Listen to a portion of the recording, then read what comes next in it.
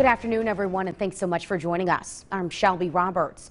New this afternoon, we're learning of some scathing new allegations after the recent arrest of a Peoria at-large councilman, Zach Oyler.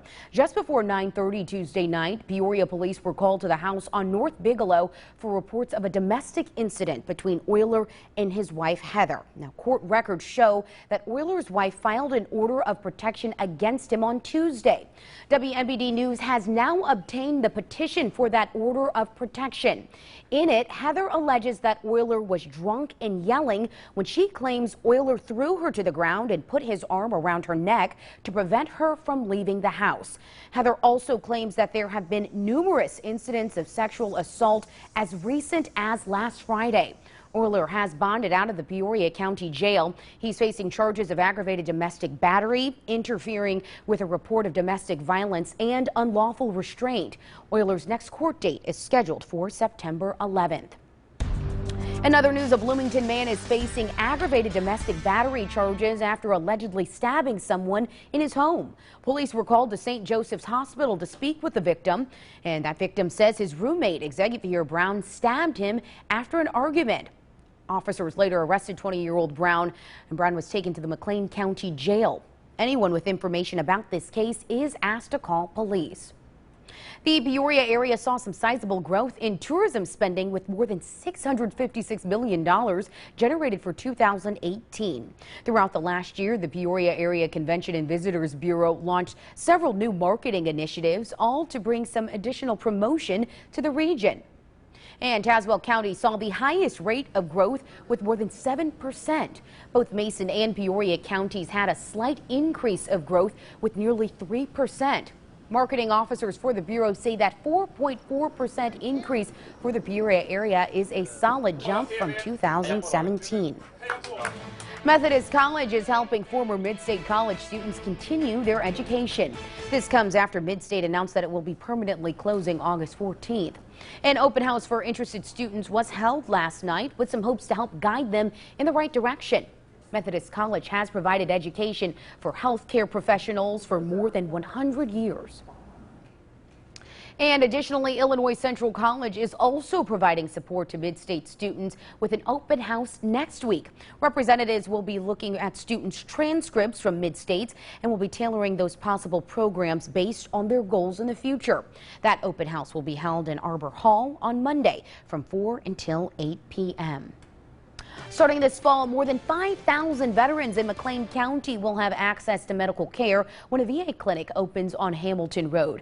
But some say they're worried that access may be limited for certain patients. WMBD's Manoj Kungwari is investigating their concerns. Local veterans were excited to hear the news that a new VA clinic will be coming here to Bloomington. But they say Connect Transit's bus stop won't be able to properly serve all of the needs of the disabled patients. Currently, this is our bus stop 100 yards away from the clinic. Rodriguez believes the stop is too far away. Connect Transit's Better Bus Stop campaign will add a shelter, making it easier for vets with disabilities to utilize the stop. But Rodriguez says the new shelter will actually make things worse. The proposal now will be down toward this mailbox about another 20 yards away. So now this will put the guy at about 120 yards away to get to the clinic.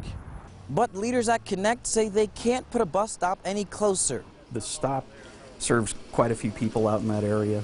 If we were to move it, we would be relocating one of those stops and then also placing the bus in an area that isn't quite as well developed. And since that change doesn't seem possible, we reached out to Bloomington City Manager Tim Gleason to see what can be done about the walkway.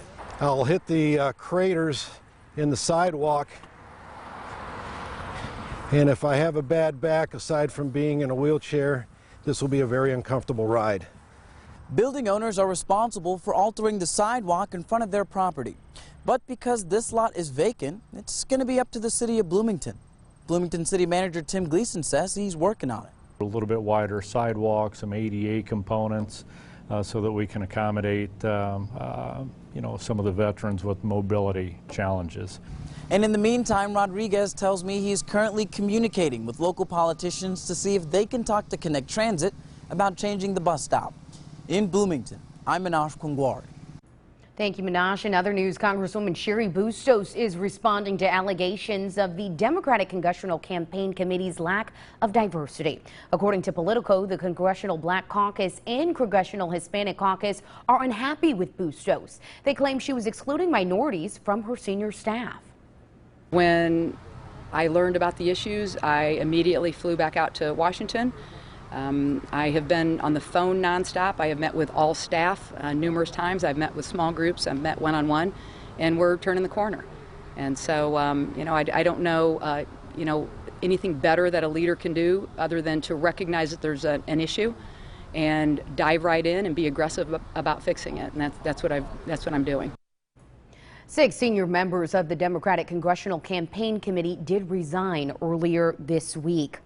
Well, the Marshall County Sheriff's Office is mourning the death of a former K-9 officer. We introduced you to Flitz 2 years ago when he was recovering from an on-the-job injury. The K-9 officer served for 11 years, 2 years longer than most. He received a lot of different awards during his service there, but Flitz passed away yesterday, just a few days shy of turning 13. A Peoria High School graduate is getting in the spotlight after winning a national award. His efforts are making us Central Illinois proud. Andrew Compton is leading by example. He's now the 2019 100 Black Men of America Mentee of the Year.